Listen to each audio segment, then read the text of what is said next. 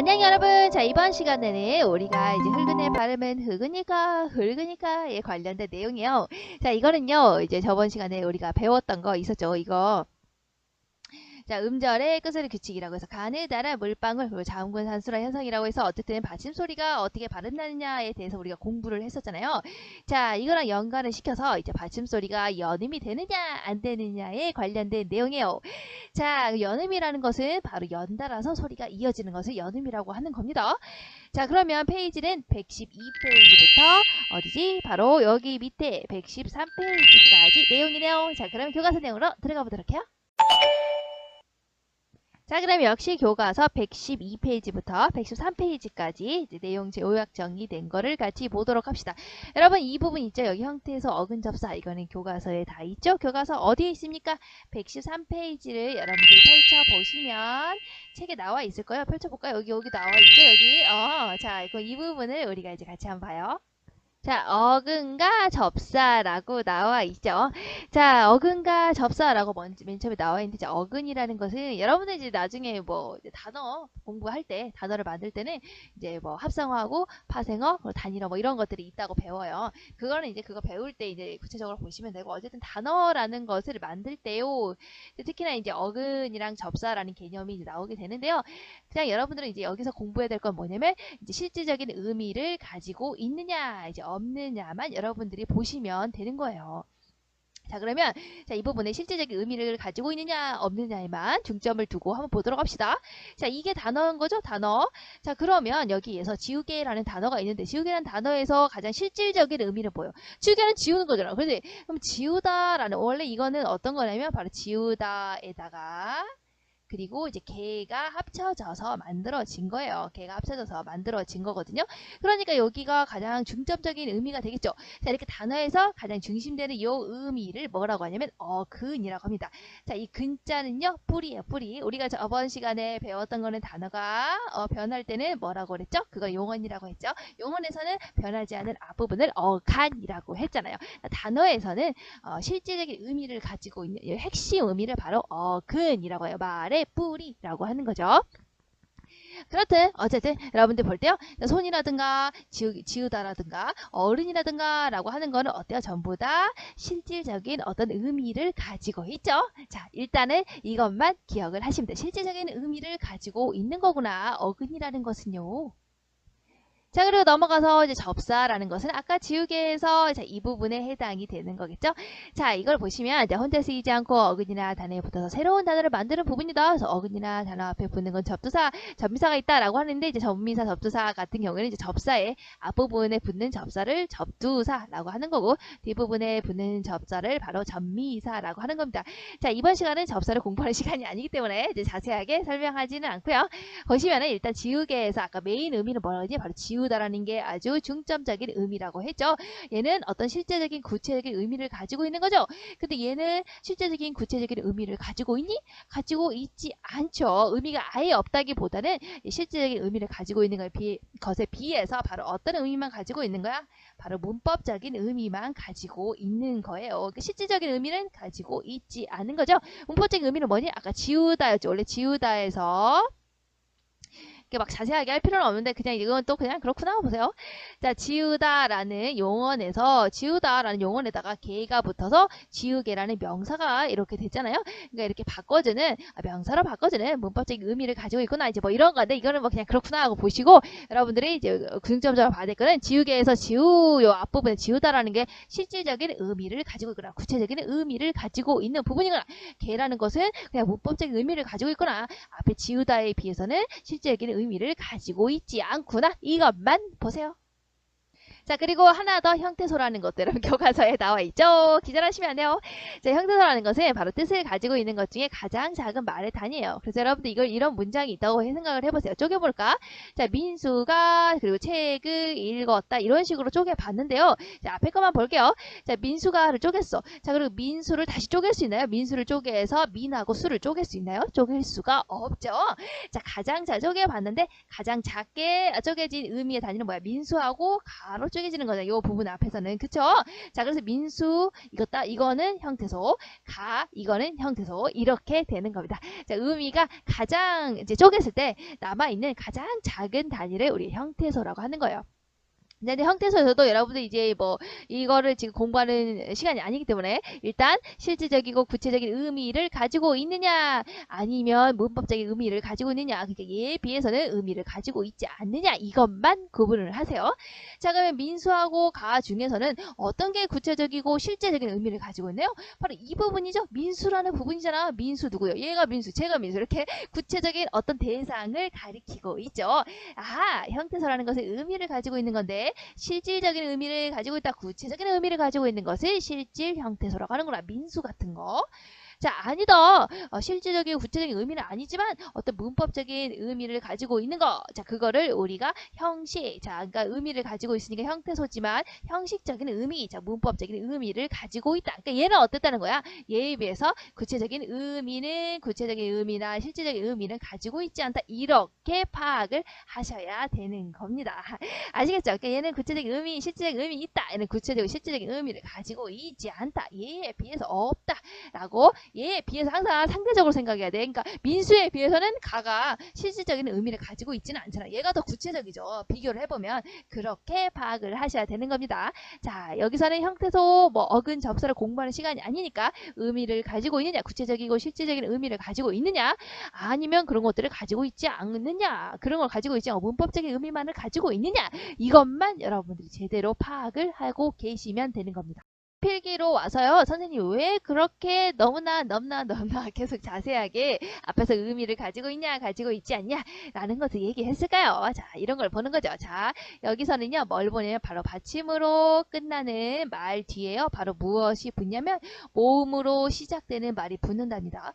자, 근데 그 모음으로 시작되는 말이요. 구체적이고 실질적인 의미를 가지고 있느냐, 아니면 구체적이고 실질적인 의미를 얘에 비해서 가지고 있지 않느냐에 따라서 바로 뭐가 달라진다는 거야? 바로 받침의 연음이 달라진다라는 것을 공부해 보려고 하는 거예요. 여기서 뭐라고? 받침이 어떻게 연음이 되느냐에 대해서 보는 겁니다. 자, 그러면 어떻게 되는 거냐? 자, 이렇게 색깔로 나누어져 있죠. 이렇게 두 가지로 나누어질 수가 있어요. 어떻게? 자, 헛받침이나 쌍받침 이제 일단은 받침으로 이렇게 끝나는 말. 어쨌든 겹받침, 받침으로 끝나는 말 뒤에 뭐가 붙었다는 거야? 모음으로 시작된 조사나 어미, 전미사. 아, 그러니까 받침으로 끝나는 말, 헛받침, 쌍받침, 겹받침으로 끝나는 말 뒤에 모음으로 시작되는 말이 붙었는데 조사나 어미, 전미사 이러니까 어쨌든 여러분 얘만 보니까 어떻다는 거야? 의미가 얘에 비해서 구체적이고 실질적인 의미가 없는 것이 붙었을 경우에 어떻게 된다는 거야? 얘는요, 어떻게 되냐면 바로 받침이 그대로 연음이 되는 겁니다. 그대로 이어져서 발음이 되는 거예요. 자, 그러면 얘를 보면 금방 알 수가 있어요. 볼까요? 자, 예시를 보시면 뭐라고 되어 있냐? 거기 옆에 뭐라고 되어 있습니까? 자, 빛이 같은 경우에 자, 이는요 어때요? 자, 구체적이고 실질적인 의미를 가지고 있나요? 자, 받침으로 끝난 빛 하나 받침으로 끝나는 말 뒤에 모음으로 시작된 이가 붙었죠? 구체적이고 실질적인 의미가 없죠? 그러면 아까 뭐라고 했어? 그대로 이어져서 발음한다고 했죠? 아, 치읓이 그대로 이어져서 발음이 되는구나. 그렇죠? 자, 때밀이 볼게. 자, 때밀. 여기 밑에 받침으로 끝나는 말이 있잖아. 근데 뒤에 모음으로 시작되는 말이 붙었잖아. 이가 바로 뜻이 있어요? 없어요? 구체적이에요? 아니죠. 바로 어떤다는 거야? 문법적인 의미만 가지고 있지. 그러니까 어쨌든 구체적이고 실질적인 의미가 없죠? 그럴 경우는 어떻게 된다고? 이 리을이 그대로 연음이 된다고. 그대로 뒤로 이어진다고. 아시겠죠? 이렇게 보시면 되는 거야. 자, 그럼 얇은도 어때요? 볼게. 자, 받침으로 끝났죠? 자, 근데 뒤에 모음으로 시작되는 말이 붙었죠? 자, 근데 은이라는 게 구체적이고 실질적인 의미를 가지고 있나요? 그렇지 않죠? 그럼 리을, 비읍이 그대로 살아야죠. 그대로 연음된다면 그럼 리을 앞에 붙고 비읍이 위에 붙어야지. 이걸 왜 이렇게 따로따로? 왜냐면 우리는 받침의 한 개의 자음만이 발음할 수 있기 때문이에요. 우리나라 말은. 여러분들 두 가지를 한꺼번에 발음할 수 있기 때문에 와우 대단한데요. 두 개 바로 해보세요. 안 될걸. 그죠? 하나의 발음밖에 안 나요. 자, 그 다음에 볼게요. 자, 몫을이라고 한다면 역시 받침으로 끝났는데 뒤에 모음으로 시작되는 말이 붙었죠? 근데 을이라는 것은 구체적이고 실질적인 의미를 가지고 있습니까? 그렇지 않죠? 목적으로 만들어준다는 문법적인 의미만 가지고 있죠. 자, 그러면 밑에 붙어있는 기역, 시읒이 어떻게 된다는 거야? 그대로 연음이 된다고. 그러니까 기역, 시읒이, 기역, 시읒이 그대로 연음이 된다고. 근데 여기 시읒은 왜 쌍시읒이라 적혀져 있을까요? 여러분들이 이렇게 발음을 하기 때문이죠. 여러분들이 몫을 이렇게 발음하는 사람 아무도 없죠. 뒤로 넘어간다 하더라도 몫을이라고 발음을 하기 때문에 내 몫을 좀 줘 이렇게 발음하잖아요. 그러니까 뒤에 시옷은 연음돼서 넘어가지만 쌍시옷으로 쓴다는 거 이거 하나 기억을 해두세요. 자, 그 다음에 이제 받침으로 끝나는 말 뒤에 모음으로 시작되는 말이 붙었는데 그게 구체적이고 실질적인 의미를 가지고 있을 경우에는 어떻게 된다는 거야? 바로 대표음으로 변신된다는 거야. 대표음으로 변신. 여러분들 이거 저번 시간에 배웠는데 혹시 기억나십니까? 선생님이 음절의 끝소리, 규칙, 정근, 단수랑 하면서 이렇게 받침의 발음 요거 했었죠. 그러니까 요거를 외우고 있어야 지금 문제를 풀 수가 있는 거예요. 알겠죠? 자, 그러니까 여러분들 여기 보시면 자, 대표음으로 바뀌는 거지. 바뀐 다음에 어떻게 된다는 거? 바뀐 다음에 연음이 된다는 겁니다. 바뀐 다음에 그 다음에 이렇게 화살표로 써야겠다. 바뀐 다음에 연음이 일어난다는 거예요. 자, 그럼 볼게요. 자, 규정을 한번 볼까요? 뭐라고 되어 있냐? 받침으로 끝나는 말, 겹받침으로 끝나는 말, 어쨌든 받침으로 끝나는 말 뒤에 오, 우, 위로 시작되는 실질적 뜻서 모음으로 시작되는 말인데 그게 바로 의미가 있다. 구체적이고 실질적인 의미가 있을 경우에 그럴 경우에는 어떻게 된다고? 대표음으로 변신, 가느다라 물방울로 변신한 다음에 이어지게 된다고 보시면 되는 거예요. 자, 그러면 옆 얼굴 얘를 먼저 볼게요. 자, 얘를 보시면 금방 알아요. 옆 얼굴, 자, 옆이라고 하는 받침으로 끝나는 말이 있죠. 뒤에 뭐가 붙었지? 얼굴이라는 것이 붙었죠. 어쨌든 얼이라는 것은 뭐야? 모음으로 시작되는 거죠. 자, 근데 얼굴은 실질적이고 구체적인 의미가 있어요, 없어? 있잖아요, 여러분. 페이스, 여러분들의 페이스, 구체적인 의미가 있죠. 그럼 그런 경우는 어떻게 한다고? 앞에 게 대표음으로 변한다고. 자, 그럼 이 피읍의 대표음은 무엇입니까? 우리 했죠? 피읍의 대표음은 찾아볼까? 비읍이 되는 게 외워야 되는 거예요. 비읍이 되는 거죠? 자, 그럼 비읍으로 바뀐 다음에 넘어가는 거예요. 변신한 다음에 넘어가는 거예요. 그러니까 이건 피읍이 그대로 넘어가는 게 아니고 비읍으로 바뀐 다음에 넘어가는 거예요. 이렇게. 그래서 벌굴이 표준 발음이 되는 겁니다. 자, 그러면 너겁다 이렇게 써있죠. 너겁다. 자, 이런 경우에 한번 볼까요? 자, 이거 같은 경우에 없다. 자, 의미가 있어요, 없어요? 의미가 구체적인 의미가 있어요, 없어요? Nothing, 여러분. 자, 발음 의미가 있죠. 구체적이고 실질적인 의미가 있는 경우에는 어떻게 한다고? 바로 대표음으로 변신한 다음에 연음이 이루어진다고. 자, 그럼 기역, 시읒은 뭡니까? 대표음이 선생님 앞부분 이 소리가 난다고 했죠? 그러니까 기역으로 발음이 나겠네요. 그렇죠?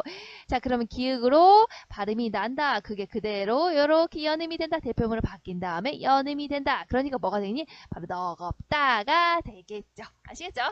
자, 그러면 여러분들이 이거를 잘 기억을 하세요. 바로 뭐라죠?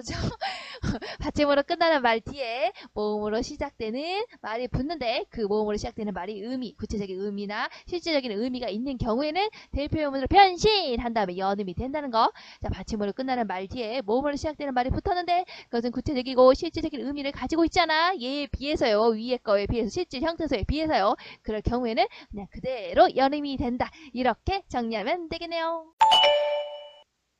자, 그럼 교과서 내용으로 들어가 보도록 합시다. 자, 교과서 112페이지를 펼치시면 여기 나와 있죠. 자, 여기를 한번 같이 읽어보도록 합시다. 어느 일요일이었습니다. 창밖을 내다보던 막내 돼지가 말했습니다. 날씨가 아주 좋아. 우리 소풍 가자. 아기 돼지 삼형제는 옷을 예쁘게 차려입고 집을 나섰습니다. 들판에는 꽃이 활짝 피어 있었고 꽃 위에는 나비들이 날고 있었습니다. 도시락을 먹고 나서 삼형제는 흙장난을 시작했습니다. 흙은 부드러웠고 햇볕을 받아 따뜻했습니다. 첫째와 둘째는 흙을 파며 놀았고 막내는 겉옷을 벗고 흙 위를 굴렀습니다. 자, 잘 보셨죠? 자, 그럼 여기 보시면 이거 근데 되게 웃긴다. 봐봐. 아기네지 삼형제는 옷을 예쁘게 차려입고 집을 나섰다고 하잖아. 이게 옷을 입은 걸까요, 여러분? 어찌된 영문이죠? 예, 이거 뭐 넥타이 같은 거 하나만 한 것 같은데? 어찌된 영문이죠? 그렇다고요? 변태인가요? 자, 그럼 이제 이것들에 뭐 본다고? 받침의 발음을 본다고. 자, 받침의 발음에 주의해서 우리 같이 보도록 합시다. 자, 답을 일단 먼저 띄워놓을게요. 짠, 짠. 짠! 이렇게 띄워놓고 설명을 하도록 할게요. 자, 창밖을 했을 때, 자, 역시 받침으로 끝나는 박, 뒤에 을이라고 하는 모음으로 시작되는 게 붙었죠. 의미가 구체적이고 실질적인 의미를 가지고 있나요? 그러지 않죠. 목적으로 만들어지는 문법적인 의미만 가지고 있죠. 그러면 어떻게 된다고? 그대로 이어진다고 그대로 해서 창밖을, 그쵸? 자, 옷을도 이를 보세요. 이제 을이라는 것이 바로 이제 앞에 받침으로 끝나는 말 뒤에 붙었죠. 모음으로 시작되는 건데 구체적이고 실제적인 의미가 있어요? 없잖아요. 그대로 연음이 된다고 그대로 쓸 이렇게. 자, 이가 붙었는데 받침으로 끝나는 말 뒤에 이가 붙었는데 이 구체적이고 실질적인 의미를 가지고 있나요? 그렇지 않죠. 그럼 어떤다고요? 그대로 연음이 된다고. 꽃이 이렇게 그대로 연음. 자, 흙은 볼게요. 자, 역시 은이라는 것은 구체적이고 실질적인 의미를 가지고 있지 않죠? 그럼 어떤다고 했죠? 그대로 연음. 자, 리을 기을 그대로 연음이 되니까 리을 기을이 그대로 이렇게 연음이 되네요. 자, 왜냐면 이제 우리 이렇게 발음 그대로 못하다고 지금 리을 기을이 뭐 이렇게 넘어가서 리을 기 이렇게 안 되죠. 이렇게 발음할 수가 없죠, 여러분? 자, 그러니까 이렇게 나눠서 이제 우리 반의 받침은 하나만 소리가 나기 때문에 그런 거다라는 거 기억하시고요. 자, 겉옷을 보니까 이거 같은 경우에는 두 가지가 한꺼번에 들어가 있네요. 와와와와와와. 그래서 여러분들 알아둬야겠죠? 자, 일단 볼게요. 받침으로 것이라는 말이 끝났죠. 뒤에 옷이 붙었죠. 그리고 을이 붙었어요. 자, 옷은요. 구체적이고 실질적인 의미가 있어 없어? 있죠. clothes 있잖아요. 여러분 옷 있잖아요. 그렇죠. 옷 있잖아요. 구체적이고 실질적인 의미 있잖아요. 자, 그러면 어떻게 된다고? 이 앞에 티귿이 대표음으로 바뀐다고. 그럼 대표음, 티귿의 대표음이 뭐였죠?